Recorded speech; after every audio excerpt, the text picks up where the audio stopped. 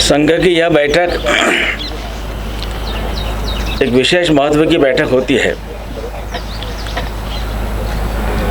संघ के संबंध में निर्णय करने वाली सर्वोच्च यह सभा है, अखिल भारतीय प्रतिनिधि सभा।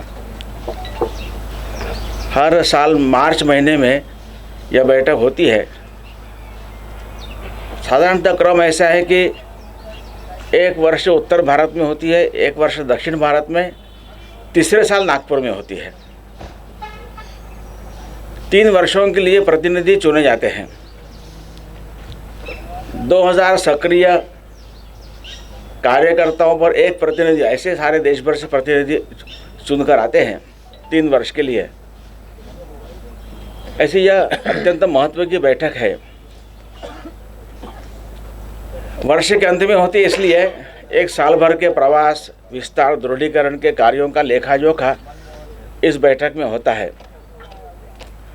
प्रत्येक प्रांत अपने प्रांत में जो विशेष कार्यक्रम हुए हैं, ऐसे कार्यक्रमों का वृत्त यहाँ पर देते हैं। कुछ विशेष प्रयोग हुए होंगे, कुछ नए अनुभव, यह भी सब लोग साझा करते हैं। संघ के स्वयंसेवक समाज जीवन में करीब 35 भिन्न भिन्न संगठनों के द्वारा समाज में जागृति का काम कर रहे हैं। ऐसे संगठनों में सक्रिय स्वयंसेवक भी यहाँ पर आते हैं। ऐसे विविध संगठनों का भी वृत्त यहाँ पर दिया जाता है। इसी बैठक के बाद तुरंत गर्मी के दिनों में जो छुट्टियों के अवकाश में जो शिक्षा वर्ग होते हैं, इन शिक्षा वर्गों की चर्चा, उसके प्रवास, उसकी चर्चा होती है। अगले वर्ष का कुल मिलाकर कैसा क्या फोकस रहेगा, प्रवास योजना कैसे बनेगी, इसकी चर्चा भी इस बैठक में होती है। कुछ सामाजिक स्थिति को देखकर कुछ विषयों पर प्रस्ताव पारित होने के लिए यहाँ पर प्रस्ताव आते हैं। ऐसे प्रस्ताव भी इस बैठक में पारित होंगे। इस वर्ष 2 प्रस्ताव चर्चा के लिए आए हैं। एक शबरीमला देवस्थानम में जो एक आस्थावान लोगों की एक परंपरा जो चल रही थी, उसमें सुप्रीम कोर्ट के निर्देश के बाद जिस प्रकार की ज्यादती हिंदू भक्तों पर वहाँ के सरकार द्वारा हो रही है, उसको लेकर एक प्रस्ताव आएगा। आज इस प्रकार का एक वातावरण समाज में दिख रहा है। व्यक्ति अधिक भौतिकतावादी, अधिक आत्मकेंद्रित बन रहा है, तो धीरे धीरे परिवार टूट रहे हैं। परिवार व्यवस्था यह वास्तव में मानवता को भारत की ओर से दी गई एक अमूल्य देन है, ए प्रेशियस गिफ्ट। व्यक्ति से अहम से वयम, मैं से हम तक जाने की यात्रा, ऐसा आगे बढ़ते बढ़ते समाज, राष्ट्र, संपूर्ण विश्वात्मकता तक जाने की पहली सीढ़ी यह परिवार व्यवस्था है। इस परिवार व्यवस्था को बरकरार रखने के लिए क्या करना चाहिए, इसके बारे में चर्चा भी एक प्रस्ताव के माध्यम से आएगी। उसका प्रत्यक्ष प्रारूप यह प्रस्ताव पारित होने के बाद आपके पास आएगा। इस वर्ष कुंभ में भी कुछ नए प्रयोग काफ़ी हुए हैं। एक सरकार की योजना से अनेक विद्यापीठों के माध्यम से वैचारिक कुंभों की रचना हुई थी, तो देश भर से भिन्न भिन्न विषयों पर अच्छे एक चिंतनात्मक सत्र ऐसे वैचारिक कुंभ के माध्यम से हुए। एक युवा कुंभ हुआ, एक मातृशक्ति कुंभ हुआ, एक समरसता कुंभ हुआ है, एक पर्यावरण कुंभ हुआ है, एक सर्वसमावेशी कुंभ हुआ है और युवा कुंभ। ऐसे विषयों पर देश भर से अनेक प्रमुख लोगों ने आकर अपने विचार रखे। ऐसा एक वैचारिक आदान प्रदान के कार्यक्रम हुए हैं। इस वर्ष के कुंभ में एक संघ के स्वयंसेवक जो फिजिकली मेंटली चैलेंज लोगों के बीच में काम करते सक्षम नाम के संगठन के माध्यम से, तो सक्षम और नेशनल मेडिकोज ऑर्गेनाइजेशन के संयुक्त तत्वाधान में एक नेत्र कुंभ का आयोजन हुआ। यह पहली बार हुआ है और इस कुंभ के वातावरण में लोग अपनी आंखें जांचें, जिनको आवश्यक हो उनको चश्मे दिए जाएं। तो देश भर से अनेक डॉक्टर की टीम ने आकर यहाँ पर उनकी आंखें जांची हैं। 800 से अधिक ऑप्टोमेट्रिक्स लोगों ने अपनी सेवा यहाँ दी है और हर तरह का रिकॉर्ड बनाए हुआ यह कुंभ रहा है। इसमें करीब 2 लाख पेशेंट्स की आंखें जांची गई और 1,55,000 चश्मों का वितरण हुआ है। अनेक लोगों ने, अनेक गांव से लोग आए थे, साधु संत थे, ऐसे लोग थे जिन्होंने पहली बार चश्मा लगाया है। तो ऐसा एक बहुत बड़ा एक अच्छा कार्य इस कुंभ के माध्यम से हुआ है। संघ के स्वयंसेवकों के सहयोग से यह अच्छा सफल हुआ है। गत वर्ष के प्रवास की एक विशेष योजना ऐसी रही कि संघ में 6 सहस्र कार्यवाह है, जिसमें से मैं एक हूँ। तो संघ के 43 प्रांतों में सभी 6 सहस्र कार्यवाह जाकर उन्होंने जिला स्तर के कार्यकर्ताओं की बैठक के लिए है। मैं स्वयं 7 प्रांतों में गया था। कुल मिलाकर एक 12,000 ऐसे जिला विभाग स्तर के कार्यकर्ताओं की 100-150 ऐसी संख्या में अलग अलग बैठकें पूर्ण देश भर में हुई है। इसके माध्यम से प्रत्यक्ष कार्य का लेखा जोखा और आगे की दिशा और कार्य में गुणवत्ता लाने के लिए क्या करना चाहिए, ऐसे विषयों पर मुख्यतः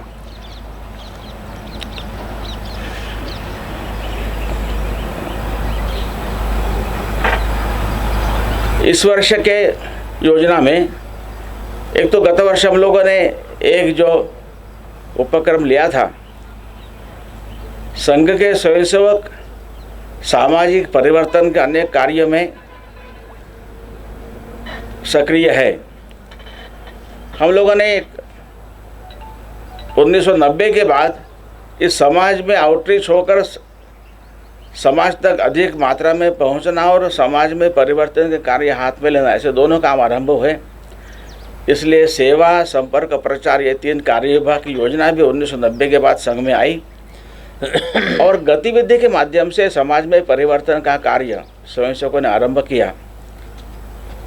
तो ग्रामीण विकास, गांव के लोगों ने एकत्र आकर अपने गांव के विकास के लिए प्रयत्न करना चाहिए।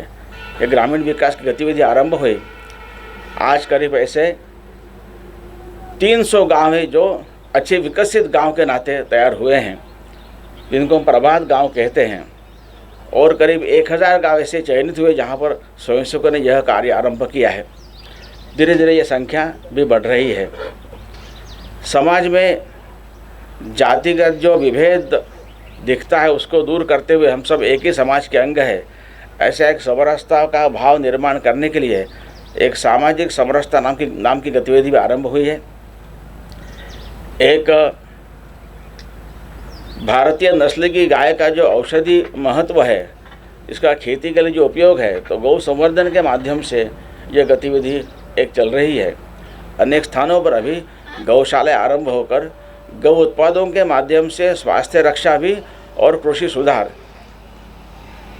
इसके भी काफ़ी अच्छे प्रयोग हो रहे हैं। जिस कुटुंब की मूल्य व्यवस्था पर प्रस्ताव यहाँ पर आने वाला है, ऐसे कुटुंबों में प्रबोधन, बड़े व्यक्ति पैसे कमाने के लिए तो बहुत समय बाहर जाता है, अपने परिवार में भी he should give a quality time. इस प्रकार की कुटुंब प्रबोधन नाम की गतिविधि भी चल रही है। इस वर्ष से, इस प्रतिनिधि सभा से एक नई गतिविधि का आरंभ हम करने जा रहे हैं।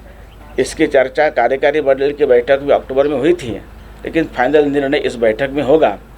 वो मुख्यतः पर्यावरण और जल संरक्षण की दृष्टि से समाज में जागृति आए और समाज इस दृष्टि से अधिक सक्रिय हो, इसको लेकर एक पर्यावरण और जल, तो पानी, प्लास्टिक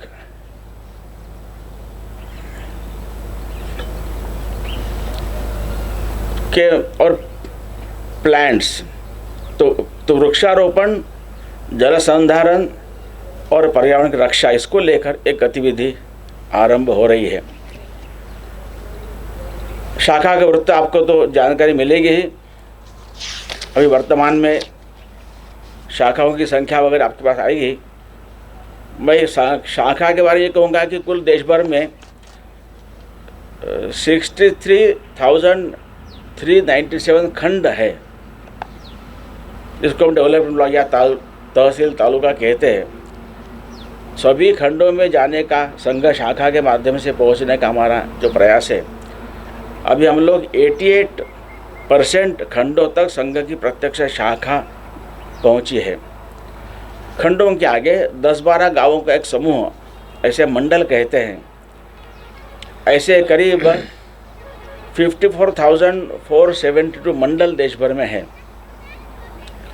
अब तक करीब 40% मंडलों तक प्रत्यक्ष शाखा के माध्यम से संघ स्वयंसेवक पहुँचे हैं और करीब 20% मंडलों में साप्ताहिक मिलन या मंथली मीटिंग संघ मंडली के माध्यम से, ऐसे कुल 60% मंडलों तक शाखा या संपर्क के माध्यम से संघ की पहुंच बढ़ी है। दैनिक शाखाओं की संख्या 59,266 अभी है। इन शाखाओं में बाल और कॉलेज छात्रों की शाखा, जिनको विद्यार्थी शाखा कहते हैं, ऐसी करीब 62% शाखा है, ये छात्रों की है। बाकी 38% ये व्यवसायी लोगों की है। इसमें भी 11% शाखाएं ये 40 से ऊपर के प्रौढ़ आयु के लोगों की है और बाकी शेष शाखाएं ये 40 से कम आयु के तरुण व्यवसायी स्वयंसेवकों की है। शिक्षा वर्गों में साधारणतः हर वर्ष जो 20 दिन का हमारा वर्ग होता है, करीब 20 से 25 हज़ार शिक्षार्थी अपने स्वयं के खर्चे से 20 दिन के लिए भिन्न भिन्न स्थानों पर प्रशिक्षण के लिए आते हैं। इस वर्ष भी ऐसे वर्गों की तैयारी चल रही है। एक 7 दिन के प्राथमिक शिक्षा वर्ग होते हैं नए नए संघ में जुड़ने के बाद संघ का काम सीखने के लिए। तो ऐसे करीब 1 लाख शिक्षार्थी प्रतिवर्ष 14 से 40 इस एज ग्रुप के युवा ये प्राथमिक शिक्षा वर्ग में प्रतिवर्ष भाग लेते हैं। संघ में ऑनलाइन भी संघ साथ जुड़ने की रिक्वेस्ट अच्छी संख्या में आ रही है। 20 से 35 एज ग्रुप के अधिकतर टेक से भी ऐसे युवक इसमें अधिक होते हैं। एक प्रतिवर्ष करीब 1 लाख ऐसे युवक संघ के साथ जुड़ने के लिए प्रतिवर्ष अपनी उत्सुकता दिखा रहे हैं। ऐसा आज संघ का दृश्य है। अनेक विषय आपके मन में, अनेक प्रश्न होंगे। आज मैं केवल बैठक के बारे में ही कुछ प्रश्न लूँगा, क्योंकि बाकी सारे महत्व के प्रश्न आप सरकार जी को 10 तारीख को पूछने के लिए आप उसको स्पेयर कीजिएगा। बैठक के बारे में कुछ पूछना है तो आप पूछ सकते हैं। बैठक के अलावा एक महत्वपूर्ण प्रश्न है जो आज पूछने योग्य है। मैं रिपब्लिक टीवी से बोल रहा हूँ, हिमांशु तिवारी। सर, एक महत्वपूर्ण प्रश्न ये है कि आज राम मंदिर को लेकर सबरीमाला आपके एजेंडे में है, रेजोल्यूशन पास करने के। राम मंदिर को लेकर आज मध्यस्थता पर एक महत्वपूर्ण विषय पर फाइनलाइज होने वाले हैं। आपको क्या लगता है, मध्यस्थता होने से क्या डिसीजन निकल सकता है, नहीं निकल सकता? Please sir. ऐसा है कि जो राम मंदिर के पक्ष में लोग वहाँ पर कोर्ट में बात कर रहे, उन्होंने अपनी बात कह दी है। अब कोर्ट को निर्णय देना है, कोर्ट निर्णय देगा। दूसरा, देश के जो हालात हैं कि उस पर भी मंथन और चिंतन हो सकता है कि ऑफकोर्स होगा, ऑफकोर्स होगा, चर्चा होगी। मेरा सवाल ये है, अभी आपने कहा कि उत्तर से लेकर दक्षिण तक राष्ट्रीय समुदाय प्रतिनिधि सभा की बैठकें होती रही। क्या कश्मीर में या कश्मीर में किसी जिले में इस प्रकार की बैठकें हुई हैं या कोई कार्यक्रम चल रहा है? प्रत्येक प्रांत में नहीं होती है। साधारणतः मैंने एक क्रम बताया, कभी मध्य प्रदेश में, कभी उत्तर प्रदेश में, कभी राजस्थान में और कभी गुजरात में, ऐसी होती है। कश्मीर के किसी जिले में अब तक नहीं हुई है। इतनी बड़ी बैठक करने की स्थिति होनी चाहिए। कश्मीर के किसी जिले में संघ के कार्यक्रम हो रहे हैं? सभी जिले में हो रहे हैं। मनमोहन जी, चुनावी साल है, ऐसे में क्या इस मीटिंग में लोकसभा चुनाव को लेकर भी कोई स्ट्रैटेजी पर चर्चा होगी? चर्चा नहीं होगी इसमें। ये चुनाव का एक महत्व का पर्व है, तो स्वयंसेवक अधिक मात्रा में लोगों को मतदान करने के लिए प्रेरित करे। यह तो बात सरसंघचालक ने पहले ही कहा है तो सर्वाधिक वोटिंग होना चाहिए, राष्ट्रीय कर्तव्य है प्रत्येक का, इसकी चर्चा करने की जरूरत नहीं है। नहीं, लेकिन मौजूदा सरकार जो है उसको लेकर भी चर्चा हो सकती है कि किस तरह का यहाँ नहीं होगी। किस तरह का कार्यकाल- इसकी चर्चा तो आप लोग कर ही रहे हैं, यहाँ करने की जरूरत नहीं है। अमित शाह जी भी आएंगे इस बैठक में, तो क्या ऐसी कुछ चर्चा होगी? चर्चा नहीं होगी, वो अपने संगठन का वृत्त देंगे यहाँ पर। विपक्ष हमेशा आरोप लगाता रहा है कि जो आरएसएस है वो कहीं न कहीं ऐसे प्रश्न सारे आप 10 तारीख को पूछेगा। तो धन्यवाद आप सबका, धन्यवाद। एक सवाल होता है। संघ के प्रमुख श्री मोहन भागवत जी ने ये मांग की थी कि अयोध्या में राम मंदिर के लिए कानून बनाया जाए, लेकिन मोदी सरकार ने ऐसा कुछ नहीं किया।